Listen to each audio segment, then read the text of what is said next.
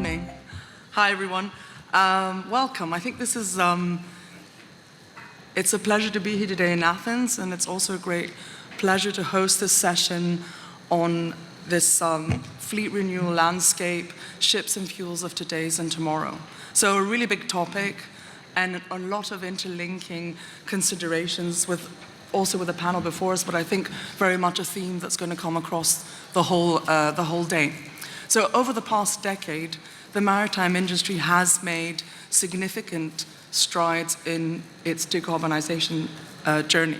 I mean, we mentioned earlier going back all the way to the introduction of EDRY in 2013, and then we also talked about, like we did before in ESEA and CII, but they've significantly increased the efficiency of both newly delivered but also existing ships since 2013.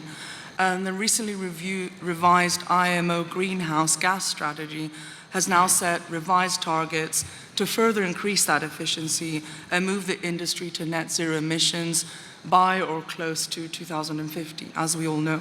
However, more can still be achieved through market-based measures, continued government support, and international alignment. And I think we said a lot in the previous panel as well. Those two words really resonated in terms of collaboration and transparency.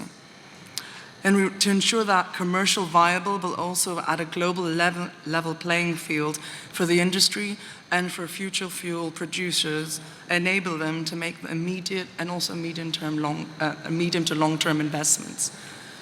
So for each sector, bulkers, tankers, containers, and so on, the decarbonization journey will look very different and be driven by different principles, priorities, and realities. But across that industry, fuel availability, which to opt for and when to commit, remain central topics for debate. With so much uncertainty, finance for these new vessels and the required criteria to secure investment remains opaque. What are the pitfalls of the industry in this new landscape, or what are the opportunities? And to help us unpack that and some of these areas, we're joined today by an exceptional panel, which I'd like to introduce now. So with us today, we've got Stelios, Director for Green Ship Energy Transition and Sustainability from Angelicoussis Group. We have Aristides, Pittas, Chairman and CEO of Euroseas and Eurodry.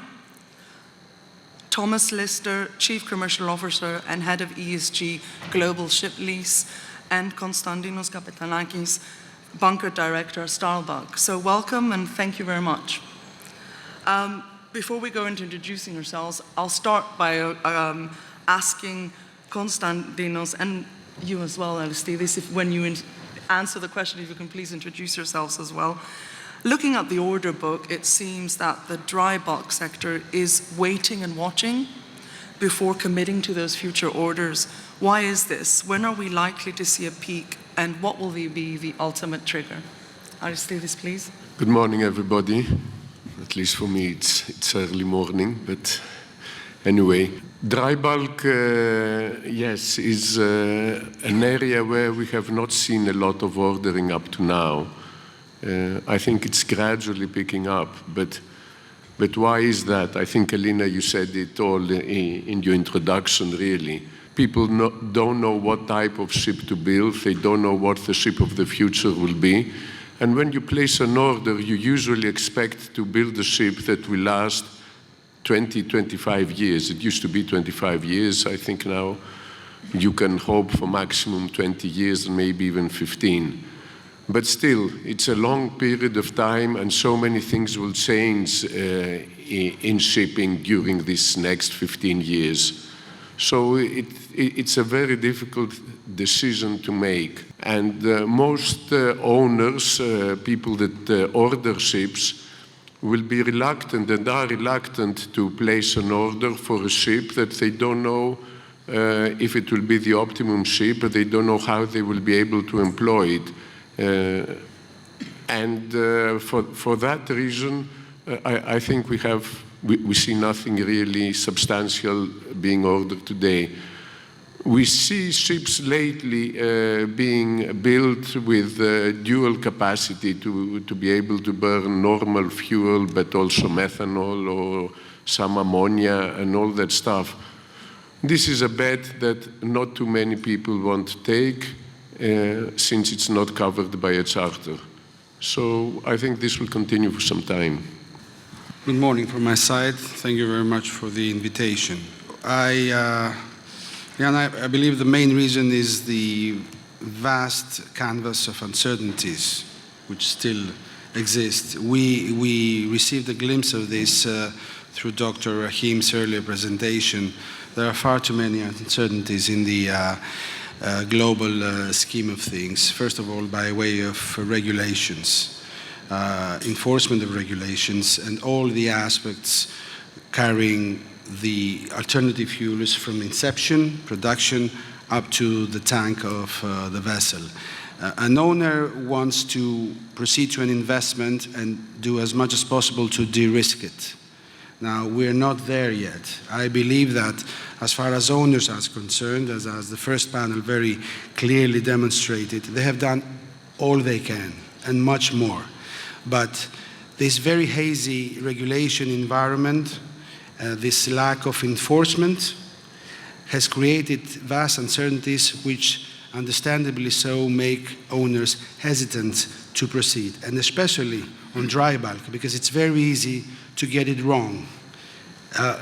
We have to be, it's quite simple really.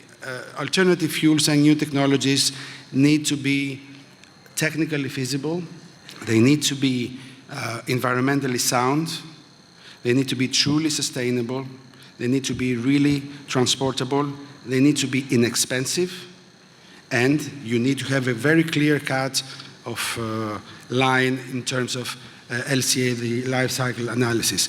Now, none of these parameters is clear yet.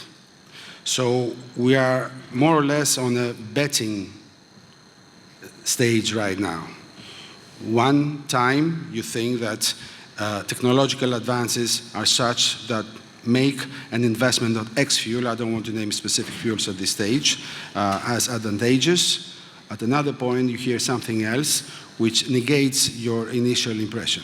So all this is clearly anti-productive in the sense that a ship owner needs a bit of certainty, a large scale of certainty, in order to proceed. The other part of your question is when we would see a peak in demand. I don't think there's going to be a specific time for a peak, but certainly not before we see the full implementation of the market-based measures for the IMO, when we see a truly global alignment of regulations. You need incentives, and you need to be de-incentivized to stop using fossil fuels. What's going to be the penalty? When is going to be the penalty? 2027, we know that the market-based measures will be implemented. So we need to see which these are. I believe that for this decade, current decade, despite the very welcome change in IMO's GHG strategy, we are all trying to make heads or tails of all the regulations surrounding us. They are far too fragmented, and I would like first to see a global alignment before really considering that ship owners, especially on dry, will push the button to accelerate their investment. Thank you. Thanks, Constantinos. I think you touched on a lot of things that actually brings us into really nicely into the next question, because let's start with the legislation aspects.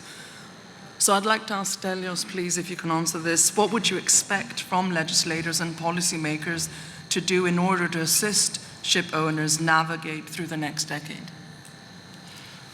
Well, indeed, that's the question, and thank you for inviting me to Nico and the panel. It's the first time I do Capital Link, so appreciate the opportunity. Look, this is a transition. It means a gradual transition. We don't want to go through shock therapy. That's very important because you don't want to go through a massive increase of shipping costs very, very quickly. The greenhouse gas regulation needs to consider the actual well-to-wake. So earlier, the previous speaker provided us a very good understanding about what are the alternative fuels and what the MEPC has said. I think MEPC has done a great job in creating a vision. now we have a net zero for 2050. Now, something that we didn't have before. We have clear defined paths on what your greenhouse gas emissions should be to that point. These are important landmarks, but we need 2027 to come as early as possible to provide the incentive, because that incentive from the regulation, whether it's going to be a penalty, and I'm not going to go into the carbon tax or not a carbon tax, it's probably going to be a technical measure, will provide the guidance for the industry on what to do. That requires, LCA guidelines, very, very robust gas footprinting. And what is also very important is that, we start realizing how important it is that, we drive into one regulation, because I get the sense from a lot of the discussions that we've been having as a group that, there is a distinct possibility we may not lead to something like that, which is going to be very unfortunate. You really need one global system. And that's what I think the legislators and the regulators, owe to do for the industry, and then the industry, very confident it will respond. Thanks, Stelios. I'd like to ask Thomas, just from another perspective, in parallel, we do see the liner side of the market making some really bold moves in methanol and other alternative fuels. Is this likely to be replicated across the sector or other sectors and other strategies? What about those who have a smaller fleet? What are their options likely to be? Well, good morning, everyone, and thank you very much for the question, Elina. I see one of our customers here in the audience, so I'll have to be very careful about what I say and how I address this. But to put things in context, Global Ship Lease, which is the company for which I work, is an owner of container ships. We own a fleet of 68 container ships ranging from 2,000 TEU up to 10,000 TEU, and we charter those container ships out to the large liner operators. And I provide that as context, really, for the answer to the question, because I think that the answer varies depending upon where you sit in the value chain. So if you're a large liner operator with a fleet of, say, 600 ships, and you control the destiny of those ships, in other words, you control where they're being deployed, you control the sourcing of fuel or energy for those ships, and you can limit the deployment of those ships to green corridors, say, then it is a far lower risk proposition for you to innovate in the context of new fuels, be that methanol or ammonia or hydrogen or nuclear or whatever it may be. We heard from Class NK earlier just the breadth of the palette of new fuels that are being potentially developed for the industry. However, if you're a tonnage provider to the space, such as we are, and such as Aristides and his company is for container ships, the risk proposition is very, very different, because it's a very big bet to have to place upon a fuel of the future if you don't know where your ship is going to be deployed by the liner operator. So I would say that we're certainly not the dog, we're the tail that is being wagged by the dog, or waiting to be wagged by the dog, and only once we have a clearer view as tonnage providers to the space, what will be the standard fuels of the future, will we be in a position to take a view, a 30-year view, because container ships are 30-year assets, will we be in a position to take a 30-year view on where we should start investing? For the time being, on the other hand, we feel that the best approach is to focus upon enhancing the efficiency of our existing ships, which we're doing in cooperation with our customers, with the charterers themselves. And so our near-term strategy sits on 4 pillars. The first is energy-saving retrofits to ships to make the ships more efficient. The second is data to ensure that the vessels are operated more efficiently. The third is making sure that our ships are ready to burn lower carbon biofuels. And the fourth, which feels a little bit more distant to be frank, is onboard carbon capture, which is an exciting opportunity, but it's by no means straightforward in nature. So, Elina, sorry, a rather rambling answer to your question, but there we are. No, I think You're right, the challenging aspect is very much around the tonnage provider. But if we look at the overall marine ecosystem around the market, ship finance, across the value chain, I'd like to ask Stelios now, what do you think that current status of that marine ecosystem is, and what provides assurance for ship owners to make these investments and implement sustainable options? Well, thanks, Elina, for that question. I mean, look, if I look at our fleet recently, all the orders that we've done, they're all dual fuel capable. At this point in time, we think that LNG is a now solution. It has a lot of potential through biomethane, which is very efficient, and through synthetic methane. Now, is it going to be the last? We do not know. You got to have an open eye to that. We're agnostic to the fuel, as long as the fuel is safe. And again, we have to consider that shipping is just a small fragment of the global energy mix. You're talking about 4 million barrels a day when the whole oil mix is 100 million barrels a day. So we will end up getting something that is going to be given from the entire industry. We need to see where we fit into that place. So again, this is where I think the incentives which will emanate from regulations will be important to see how they will be understood by the organizations. At this point in time, though, regulation in Europe has been voted. You have fuel EU, so this tells you that vessels that they can have an advantaged carbon intensity into their fuel, they will have a very significant advantage. Once that becomes global, that will also be another important segment. We just need to see when and in what sense. Thanks, Stelios. So, given the current new building prices and premium needed to invest today in a ship, which will use alternative fuels as well as increased interest rates, I'd like to ask you, Aristides, what would you expect in terms of green shipping finance so as to consider such a decision as an appealing and safe investment? Are financiers doing enough to support your decarbonization efforts? I think that finance is a little bit like the owners, like all the stakeholders. We all want this decarbonization process to continue. We are all in favor of it, but the economic sense isn't obvious yet. So the bankers, they all talk about, yes, I want to finance projects that have a green footprint, but until now, even though they've been on the forefront of the discussions, what do they offer for ships that are a little bit more economic than other ships? Maybe 5 basis points, 10 basis points. It's not a sufficient trigger to help people like us order or buy ships that are more economical. It's just a little bit, of a cake, but nothing else.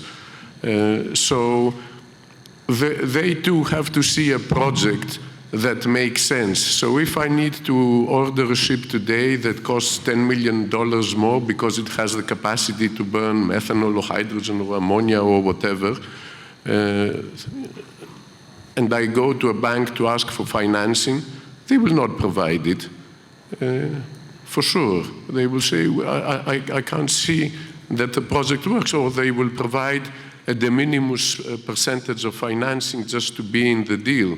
They, as well as all of us, are really waiting to see the regulations develop and take effect in this market. Because if you don't have a regulation, then the markets do not work by themselves. Remember, did we have any double-hull tankers before it became obligatory? No. You follow regulations. The markets follow regulations. And I admit and I know that it's a very difficult thing to make these decisions because nobody knows what is the correct solution. So I'm not blaming the regulators. I'm just saying that this is a very, very difficult problem, and it has to be gradually regulated, and my only hope is that it will be regulated on a global basis based on the IMO work, and we will all follow it. Because this whole process is extremely costly, right? To decarbonize shipping and the world is extremely, extremely costly. Trillions need to be spent.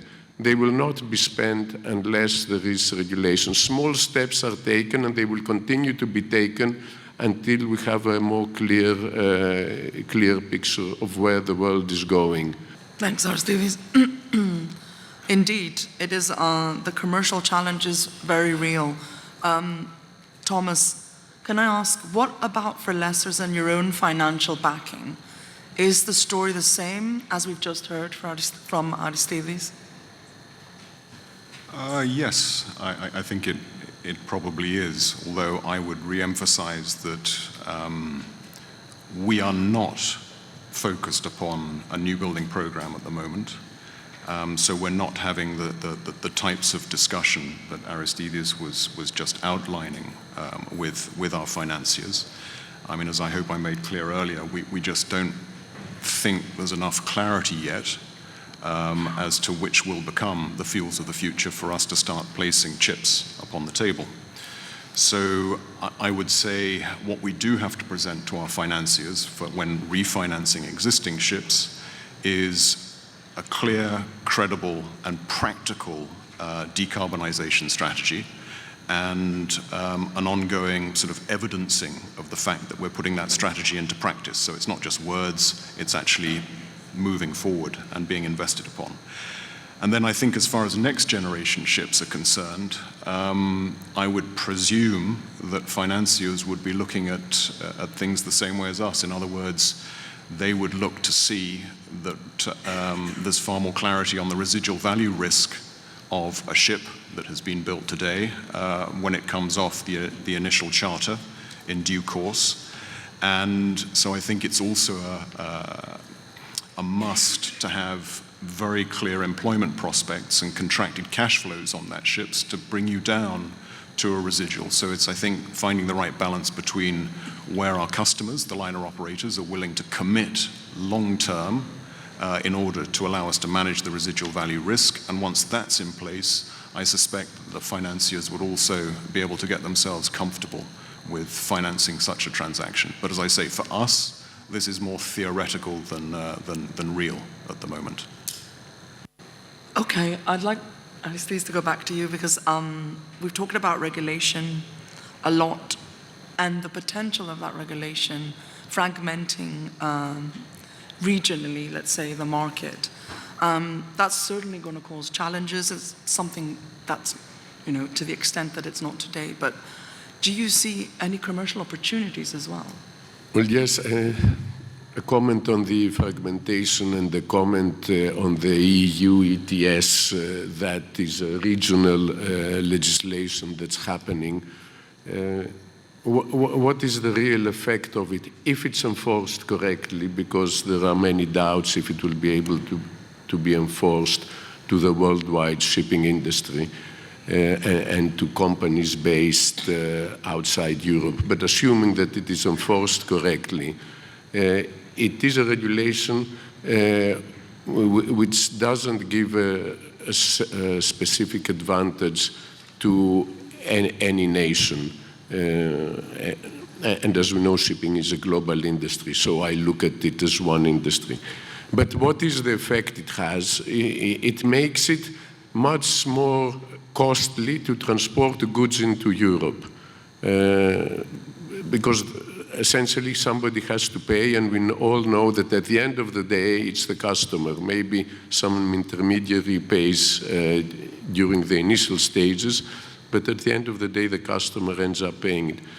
So Europe is being extremely proactive in this war against the greenhouse gases, and is accepting to take the extra cost. as a continent, I would say. But we all know how expensive this whole process is, and we have to make sure that, you know, in promoting our ESG agenda, E is extremely important, but S is also very important. So if we make things too much more expensive for all the people on the planet, that's not also too good. So we need the compromise. There is these difficulties existing. Now, to answer your question, because I diverted, always change provides opportunities, but they come with additional risks. So personally, I can't see the opportunity, and I don't want to take the additional risk. So that's why we ordered new building vessels 2 years ago, new building container ships. We're building 9 of them. They are, all these ships are very economical ships compared to the existing ships in the past. We burn 35 to 40% less fuel than the previous generation of ships, but they are conventional ships. And we know that we don't have 25 years to get the returns. We need to do that within the next 10, 15 years maximum. We need ships in the world, because otherwise everything will become extremely, extremely expensive. But yes, there are opportunities. I haven't seen them. They are not so obvious to me, and I'm not taking the additional risk. I want to talk a little bit about the opportunity. I think, Thomas, if you can share with us a little bit. We say regularly in forums like this about that decarbonization requires partnership, collaboration. I know you announced back in September a new collaboration recently with the UK and BEI's Business School. Can you talk to us through why partnerships like that are so vital? Certainly. I mean, I think, as everyone in this room knows, things are moving at a breakneck pace. And we, at least as tonnage providers, are not used to having to become specialists in different fuel types, specialists in carbon capture, specialists in decarbonization more broadly, on the one hand. And on the other hand, by and large, we're quite small companies. So Global Ship Lease, we're publicly traded, but we're a microcap. We've got a market cap of roughly 700 million US. So we're small players in, or small parts of a huge puzzle. So the only way you can tackle such enormous challenges, we think, is through partnership. I'll come to the partnership with BEI's in a moment, but I think, you know, there are partnerships or collaborations at 3 levels.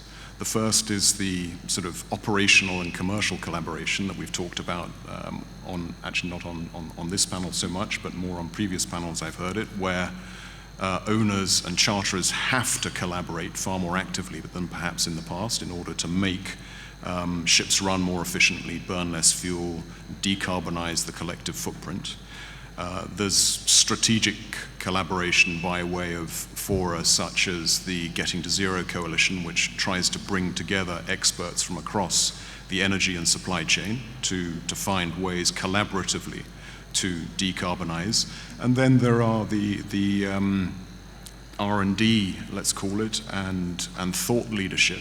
And this is where BEI's, or CAS, as it was formerly known, and I suspect we've got a fairly rich set of alumni from CAS in the audience. And I think all of us in this room would probably agree that CAS and BEI's, as now is well established as a thought leader in shipping. And what we bring to the table as GSL is data from running our vessels and real life experience. What they bring is bright minds, expertise, innovation. And if we can marry the two together, that strikes us as an interesting opportunity. And also from a selfish perspective, we very much like the idea of plugging ourselves into an organization from which we can draw talent in due course. All of us need smart people working within our companies to solve very challenging issues at a tremendous speed. So that I guess, in a nutshell, is why we're engaging with BEIS. Thanks for sharing that. So we've talked a lot about new builds and alternative fuels in new builds, but I'd like to go now to ask Constantinos if you can share with us how are you enhancing the efficiency of your existing tonnage? What are the key points that you consider to further enhance fleet sustainability goals during the next years? Actually, we're not inventing the wheel. None of us here is. What we are extremely focused on is to significantly improve the efficiency of our ships, both from an operational and from a technical perspective, using a wide palette of measures, be that energy-saving devices, be that monitoring and reporting foremost, as my colleague Harris mentioned in the previous panel. Slow steaming is a measure, and participation in R&D projects which will enable us to detect newer measures, anti-foul paintings, frequent hull cleaning, all the basic tools that each company that has serious interest in decarbonizing should be engaging in. And we do that in a very extensive mode. We have in-house teams performing monitoring of our vessels remotely. We participate in new building studies in order to see the feasibility of construction of these new ships. We have our own system of weather reporting and in-time arrival and what have you, in order to reduce as much as possible our carbon footprint. Now, there are more modes and means to adapt going forward. Gradually, we see the uptake of biofuels, which is, of course, something important. We are already testing and are very much interested in carbon storage capture. We think there is potential there, as was previously mentioned, and we're focusing very much on that. But we also see that the R&D aspect is moving quite quickly. It's what I said in my initial statement. We need all these new technologies, efficiency measures, and new fuels to be technically feasible. And I don't think that's a problem.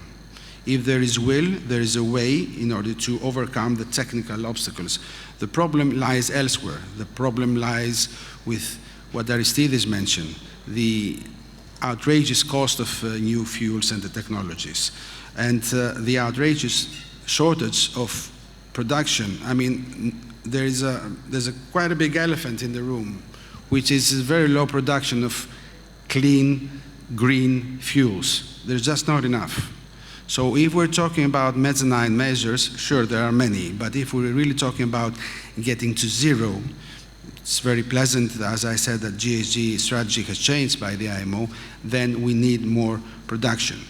As far as the next years are concerned, I'm sure there will be means to enhance the performance of the vessel through reducing emissions, propulsion modifications, engine modifications, which will assist conventional ships to be able to reduce their carbon footprint. And because there are regulations on that front, yes, we have the CII. It's not a perfect tool, but it's not going to change, at least not earlier than 2026. We have the EU ETS. Then these measures will be implemented more rigorously. However, I have to stress once again that an owner needs clear-cut regulations and incentives. Aristides very rightly mentioned before, it does have to do whether it's right or wrong. If it's there, the regulation, we will oblige. Everyone will have to oblige. And I'm sure that technology will be by our side. As far as Talbark is concerned, we have a very substantial dry bulk fleet. So we are focusing extremely on the R&D and the efficiency measures which will improve the performance of our vessels. We've only got a couple of minutes left, but I do want to touch upon the point of also, you're saying the upgrading and the energy efficiency of existing vessels, but the reality is there are 13,000 vessels that would need to, let's say, meet that IMO regulation coming. So where does retrofits What do you think that role plays in terms of? Retrofits will play an important part. Listen, we have a tremendous number of ships. There will be a gradual phase-in. Nothing will be done overnight. So one will see aged ships, smaller ships, being inappropriately suited for retrofits. Retrofits carry, apart from extensive cost, retrofits need to make commercial sense in the medium run. So if you have a small, overaged ship, this will probably go out, take advantage of the fossil fuel environment, which is here to stay for a number of years, in my opinion.